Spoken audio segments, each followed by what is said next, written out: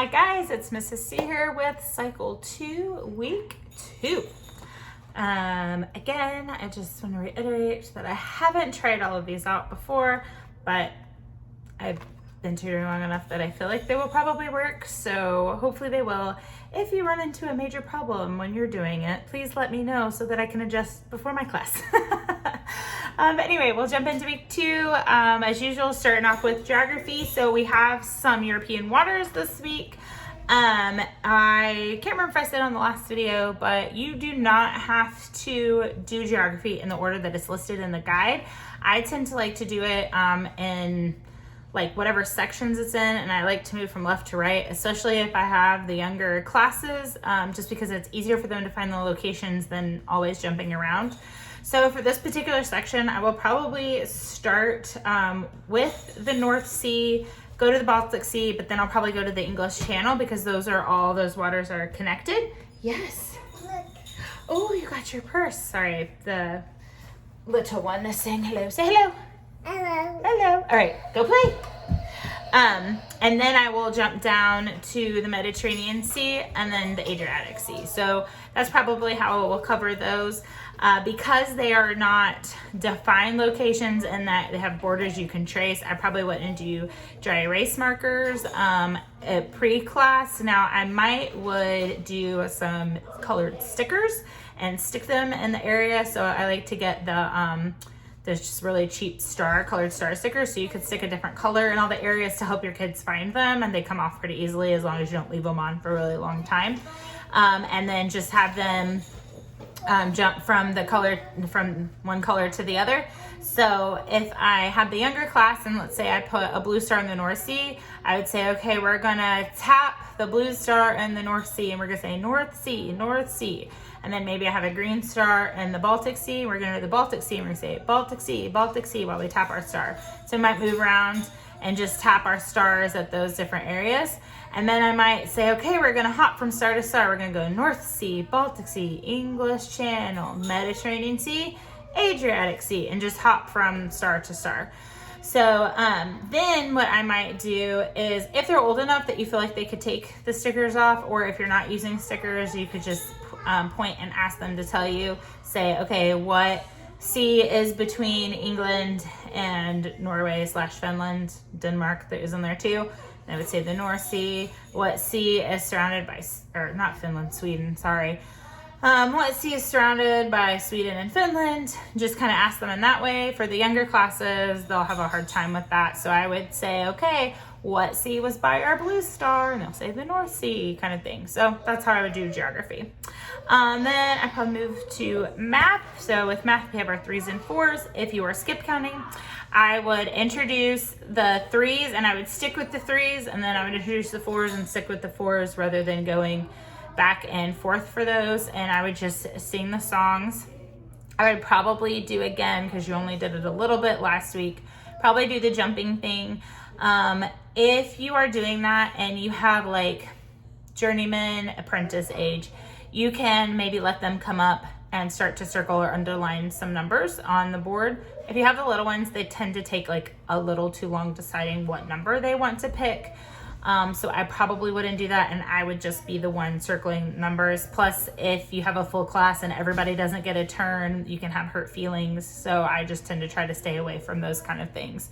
So I would have all of my stuff written up on the board, go through, do the skip counting song, one time normal, nothing crazy, let's just sing it through. And then I would go through and circle probably 2 or 3, go back, circle a couple more, go back and circle more again. You're supposed to do it 7 times. So with doing the song sings it twice, so you need to do the song 3 times plus you saying it 1 time. So, however you want to break that up. If you are going to do jumping for both of them, that's fine. But another option is to do jumping for one and then kind of squatting down for the other. So you might circle for the 3s and then underline for the 4s. And on the underline ones, you go down. And then that's prepping you for later if you want to get like really fancy, and you can have jumping for some and squatting down for other ones. But that's only if you want to get really crazy. So that's what I would do for the multiplication tables for the littles. For the older ones that you're having to do the full equation, I would go through, have everybody say them once nicely where we can hear all of the numbers. For the 3s and the 4s, I would just go ahead and say those together, like not together, but just go ahead and say them, the 3s and then the 4s. And then I would go through and do whatever kind of prop or game, or if you want to do something fun, if you want to do them all together, I would do that. I have in my props that was fun to use last year, this big poppet that has 15 by 15.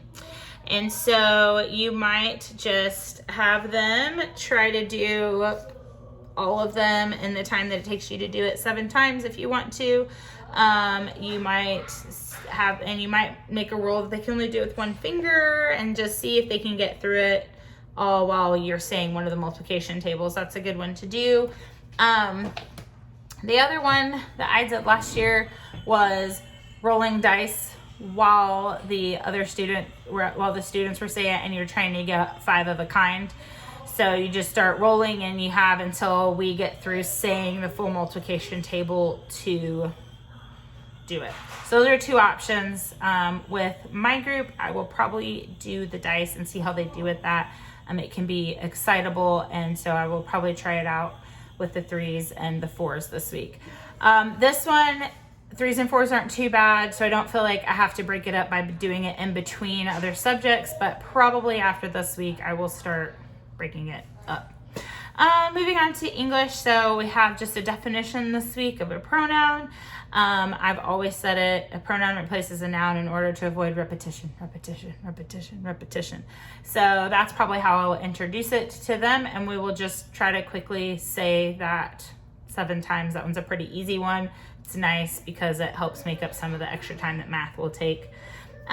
For history, we have William, and this is our fun song that has the tearing sound. So I'll probably give my kiddos, got some paper here, give my kiddos a piece of paper, and we will sing After the Church Split, and I'll let them rip paper for it, just because that's super fun. And we will just sing through it. It's a more fun, upbeat song than last week with Charlemagne. So we will just go through that and sing it a few times and rip our paper and just make our paper smaller every time and sing through it a few times. For Latin, we'll be repeating from last week. So we have present tense. I will remind them of our cue card with our present and O. Oh, you got me a present. So O is how we start, O-S-T, for present tense. So I will remind them of that. And then we'll probably play Duck, Duck, Goose for it, because so far in this, we probably haven't moved too much, and I think my class is going to need to move. So for Duck, Duck, Goose, when you do it with Latin, you would just have them tap on each of the conjugations. So tap for O-S-T, must, tis, ent, and you keep going around until you sing the whole thing. And then O-S-T, must, tis, ent, O-S-T, must, tis, ent, O-S-T, must, tis, ent. And then whoever ends on, you would go. Now, you could just do O-S-T, must, tis, ent, and then let the person go if you want to do it that. If you have a younger class, you may want to sing it through a few times if they're still working on getting the entire conjugation. So that's what I'll probably do for Latin, is play with Duck, Duck, Goose. If you feel like you don't have enough space to play Duck, Duck, Goose, but you have enough space to sit down, you could do Hot Potato. Whoever it lands on, I can get up and do 5 jumping jacks or something. That's usually what I do. Or they have to get up and make a silly face. You can, whatever you want to do. You don't have to make it a punishment, and you don't have to kick them out of the group. I find that kicking out of the group like you used to play in regular school isn't my favorite way to play. So for science, we have a long list. So you could go, again, if you feel like you need more movement, you could get out the agility ladder, lay that out, have them hop through while they're saying the different types of biomes. If you don't feel like you need more movement or you need some more calm, you can do some hand motions for those. So for the hand motions, for grassland, I would put my hands up like this, like you're looking through the grass. So we have the grassland. And then the desert, it's so hot and like you're thirsty, like, because it's dry and hot. So the desert, and then the scrubland, we're just gonna like scrubland, and then the tundra is cold. So going from like to we're cold. And then you have the deciduous forests, which are like normal, I say normal trees. Where you are, they may not be normal trees, but to me, they're normal trees. So I probably just have my hands making trees and just waving them back and forth for deciduous forests. Coniferous forest, you might make a triangle or just do this. And then tropical rainforest, I'd probably act like I'm hot and then do rain. So that would be the hand motions I would do for that. Again, when I do hand motions, we'd go through them a few times, and then I let the students do one if they want. Sometimes you have a class that's not comfortable with each other yet, so maybe you do them out of order and have them guess which one you're doing, just to start working up your participation. But sometimes you have a class that's very comfortable and they don't mind doing them right from the beginning. So if you are doing it with the agility ladder and you're not familiar with that, you just lay out the agility ladder. I like to write them out next to them just because they don't have the list memorized yet, unless they're jumping maybe towards the board where they can see the list. And my only rule is you can jump as fast as you want to, but you have to say every word when you jump. So they have to say grassland, desert, scrubland, tundra, deciduous forest, coniferous forest, tropical rainforest. So they have to say all of them when they jump.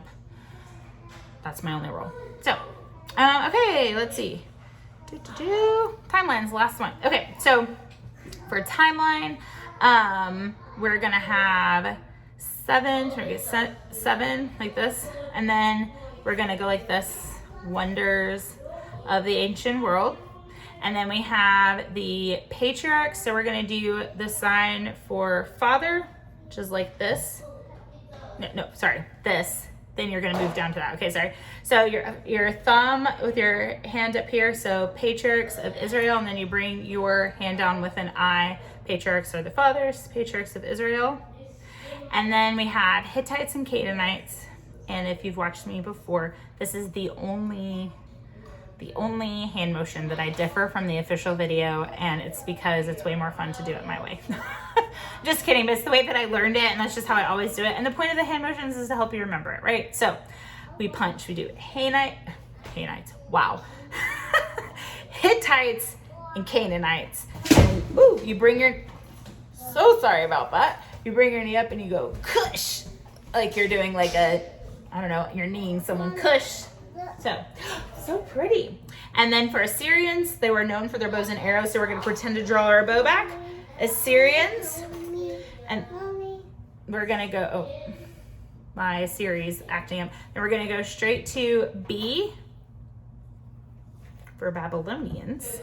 And then we're gonna go like this, so we're gonna bow for China's Shang Dynasty. So I don't know, because my phone is doing something weird, if that did all of them, so I'll do them again really quick for you.